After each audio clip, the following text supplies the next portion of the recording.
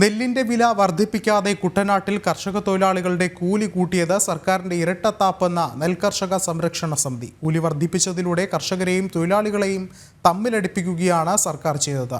സർക്കാരിന്റെ പിന്തിരിപ്പൻ നിലപാടിനെതിരെ ഈ മാസം 6-ന് സെക്രട്ടേറിയറ്റ് പടിക്കൽ ഉപവാസം നടത്തുമെന്ന് നെൽകർഷക സംരക്ഷണ സമിതി ഭാരവാഹികൾ പറഞ്ഞു. നെൽവില കൂട്ടണമെന്നാവശ്യപ്പെട്ട് നിരാഹാര സമരം അടക്കം നടത്തി കുട്ടനാട്ടിലെ കർഷകരുടെ ആവശ്യം പരിഗണിക്കാമെന്ന് സർക്കാർ ഉറപ്പ് നൽകിയാണ് നെൽകർഷക സംരക്ഷണ സമിതി നടത്തിയ സമരം അവസാനിപ്പിച്ചത്. എന്നാൽ കർഷകർക്ക് നൽകിയ വാക്ക് പാലിച്ചില്ലെന്ന് മാത്രമല്ല, തൊഴിലാളികളുടെ കൂലി വർദ്ധിപ്പിച്ചതിലൂടെ കർഷകരെ ദ്രോഹിക്കുന്ന നിലപാടാണ് സർക്കാർ സ്വീകരിച്ചതെന്നും കർഷകർ കുറ്റപ്പെടുത്തുന്നു. 4 വർഷമായി നെൽവില വർദ്ധിപ്പിച്ചിട്ടില്ല. 1 കിലോ നെല്ലിന് 28 രൂപ 20 പൈസയാണ് സർക്കാർ നൽകുന്നത്.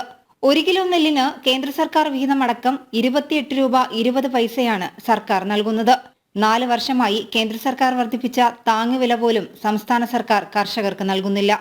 കാർഷിക മേഖലയെ ബാധിക്കുന്ന വിഷയത്തിൽ വീണ്ടും വിചാരമില്ലാതെയാണ് സർക്കാർ പ്രവർത്തിക്കുന്നത്.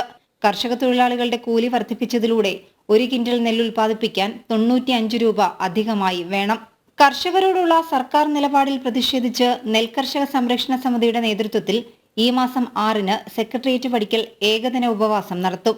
ഞങ്ങളുടെ അവസ്ഥ വളരെ പരിതാപകരമാണ്. സർക്കാരിൻ്റെ മുന്നിൽ ഞങ്ങളുടെ അവസ്ഥകൾ ഓരോ പ്രാവശ്യവും പറയുമ്പോഴും ഈ പിന്തിരിപ്പൻ മനോഭാവമാണ് സ്വീകരിക്കുന്നതെങ്കിൽ ഞങ്ങൾ പിന്നെ എങ്ങനെ മുന്നോട്ട് പോകും? ഇവിടെ നെൽകൃഷി വേണ്ട എന്നുള്ളത് തന്നെയാണ് സംസ്ഥാന സർക്കാരിൻ്റെ നയം എന്ന് ഞങ്ങൾ സംശയിക്കുന്നു.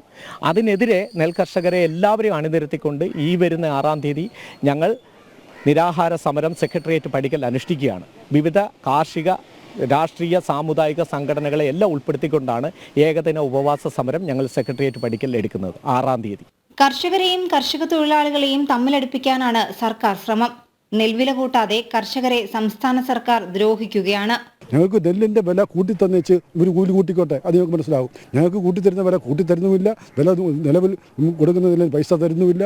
അമിതമായി കൂലി അടിച്ചേൽപ്പിച്ചുകൊണ്ട് കൃഷിക്കാരെ നിലംപരിശാക്കുന്ന ഒരു രീതിയിലാണ് ഇപ്പോൾ കടന്നുപോയിക്കൊണ്ടിരിക്കുന്നത്. ന്യായമായ വില നെല്ലിന് ലഭിക്കാതെ കൂലി കൂട്ടുന്നത് ന്യായീകരിക്കാനാവില്ലെന്നും കർഷകർ പറയുന്നു.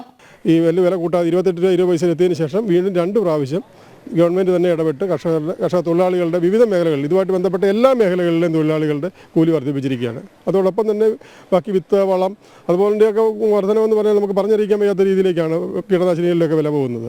അതിന് യാതൊരു നിയന്ത്രണങ്ങളുമില്ല. പക്ഷേ നമുക്ക് കർഷകർക്ക് ന്യായമായി കിട്ടേണ്ട വില പോലും സർക്കാർ തരാൻ തയ്യാറാകുന്നില്ല. അത് കർഷകരെ സംബന്ധിച്ചും അത് കൃഷി ഉപേക്ഷിക്കേണ്ട ഒരു അവസ്ഥയിലേക്കാണ് കാര്യങ്ങൾ എത്തുന്നത്. അല്ലെങ്കിൽ ഇത് കുട്ടനാട്ടിലെ കർഷകരുടെ ആത്മഹത്യയുടെ ഒരു പരമ്പര തന്നെ ഉണ്ടായാൽ പോലും അതിശയിക്കേണ്ട എന്നാണ് എനിക്ക് തോന്നുന്നത്. സംസ്ഥാന സർക്കാർ ബജറ്റിലൂടെ പ്രഖ്യാപിച്ച നെൽവില കർഷകർക്ക് നൽകണമെന്നാണ് പ്രധാന ആവശ്യം.